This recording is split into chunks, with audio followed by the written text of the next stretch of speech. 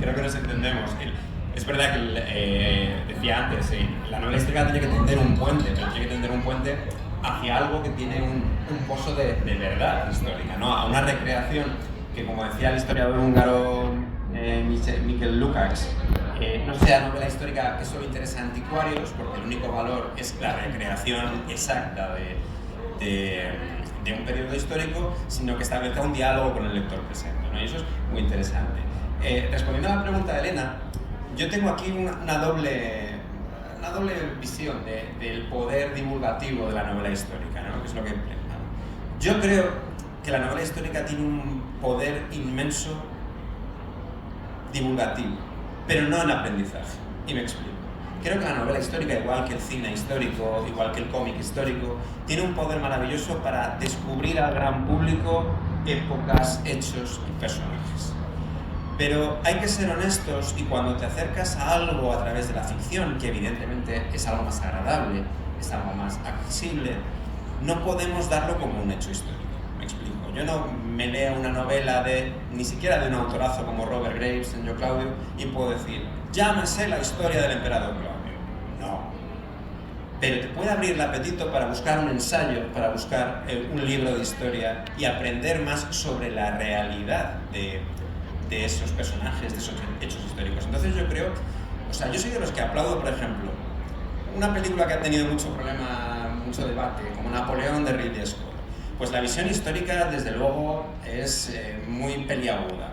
Pero a mí que miles de personas vayan al cine, e igual un porcentaje pequeño, pero un porcentaje de esos miles de personas que han visto la película se acerquen a una biblioteca o un libro y digan, oye, pues me ha interesado esto de el romance de Napoleón y Josefina y quiera ir más allá, creo que es un auténtico éxito cultural.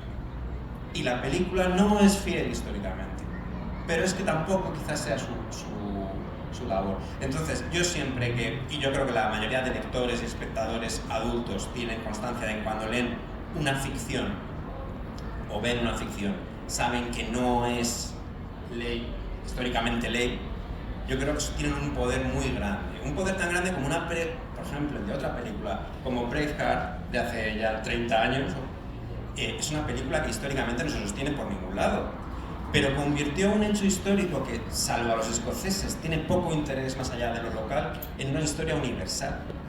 Y ese es el poder, yo creo, de las ficciones históricas, estén bien o mal documentadas, pero el poder de abrir boca.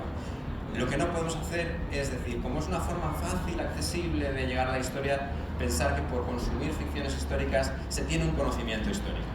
Eso yo creo que es el único riesgo, pero yo creo que la gente con una cierta madurez intelectual lo ve y no hay ningún problema con eso. Tenía relación con lo que dijiste también antes. Estoy de acuerdo, sí, pero hay también un peligro en esto. Y es que, por ejemplo, en mi novela Alfonso X el Sabio, lea alguien mi novela de Alfonso X el Sabio y crea que ese Alfonso X Sabio es el Alfonso X Sabio histórico. Y se corre un peligro. Yo cuando era niño, por ejemplo, leía algunas novelas y yo me creía que ese personaje que estaba leyendo, esa película que estaba viendo, era así ese personaje. Y hay que saberlo diferenciar. Pero también tienes que tener en cuenta que hay muchos lectores que quieren historias reales y no quieren que le desdibujen a los personajes históricos. Y no le puedes poner a un personaje, porque sería un insulto también, que a mí me atribuyeran algo que yo no he hecho ni dicho. Eso no lo podemos hacer. Hay que tener mucho cuidado con ello. Para eso están los documentales. Pero yo también estoy con lo que dice David, es que una serie, por ejemplo, la serie de los Reyes Católicos que echaron hace unos años, si te abre, digamos, el apetito literario para leer otra cosa, eso es genial. O sea, muchos escritores, a ti te lo han dicho como a mí, muchos escritores de novela histórica, que en ese libro reflejamos esas entrevistas, nos han dicho, dice, si les hago que lean otros libros, dice, eso es genial, y que se preocupen por la historia. Porque tú al principio has dicho, si no conocemos la historia estamos condenados a repetirla. Eso es realmente así. Yo tengo muchísimos ejemplos, pero hay que hacer que lean. Y si una forma de acercarse a la literatura es haciendo estas películas un poco fantásticas, en el caso de Napoleón, que no da una, o la de Brecht, que todavía la menos, o sea, pero a la gente ya le suena eso y se mete en esas historias. Eso no es. Y luego, aquí en España suele pasar mucho que los novelistas históricos, los historiadores, no tienen el gancho que tienen los anglosajones, los británicos. Ellos escriben una historia que es casi una novela, lo cuentan como una novela. Y aquí los historiadores españoles, y me lo decía un historiador hace poco, dice, es que parece que escribimos solo para otros historiadores. Y no. Si quieres eso, para eso está el mundo académico. Si se escribe historia es para que la gente conozca ciertos acontecimientos que por lo que sea han quedado olvidados o son desconocidos. Hombre, es también, y permitirme un poco que saca a colación mi formación académica de historiadora, aunque soy del arte, que es lo amable y lo bonito, pero es verdad que algunas veces el problema es que un investigador la historiografía la coge y la casca tal y como la ha visto, o sea, es cascar documentos,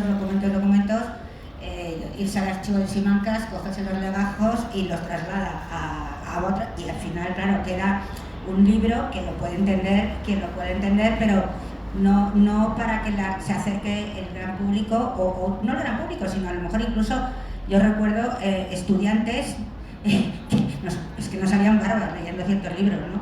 No se apetecían nada.